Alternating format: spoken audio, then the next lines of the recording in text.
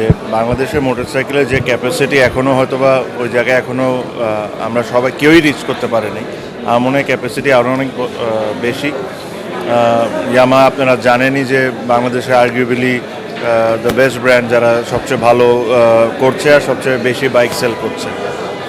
So এদের সাথে আমি যুক্ত হয়ে আমি নিজেও খুশি, বাট আমার জন্য মোর ইম্পর্টেন্টলি ছিল যে কস্ট বলেন এইগুলো নিয়ে আমি অত কিছু চিন্তা করিনি। যেহেতু এটা আমি চিটাগংয়ে শোরুম করছি, চিটাগংয়ে ডিলারশিপ নিচ্ছি, তো আমি চাচ্ছিলাম যে একটা ল্যান্ডমার্ক, একটা এমন একটা শোরুম করতে পারি যেটা মানুষেরা নিয়ে আলোচনা করে। আপনি যদি অন্য অনেকেই শোরুম দেখবেন যে হয়তোবা এতটা বড় থাকে না, হয়তোবা একটু এর চেয়ে অনেক হয়তোবা ছোট থাকে। বাট এখানে আমি একদম টপ অফ দ্য লাইন যত কিছু করা সম্ভব ছিল কাস্টমারের ভালো এক্সপিরিয়েন্সের জন্য, ওই জিনিসটা আমি করার চেষ্টা করেছি। আমি আশা করব চিটাগংয়ের বাসী যারা আছেন ওনারা আসবেন, সার্ভিসটা নেবেন, আমার প্রোডাক্টগুলো ওনারা কিনবেন। সো এটাই I wanted to do something for Chittagong in a nice way, that's why এই জিনিসটা করব।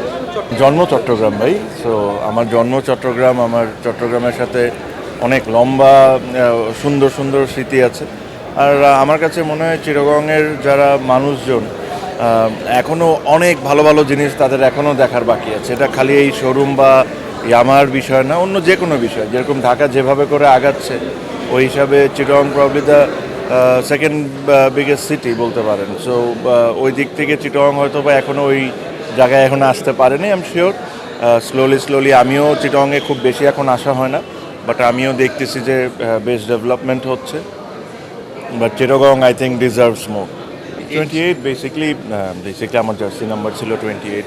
ওই নামেই আমার আরও এক দুটা যে বিজনেসের সাথে আমি ইনভলভ, এই 28-এর নামেই আছে।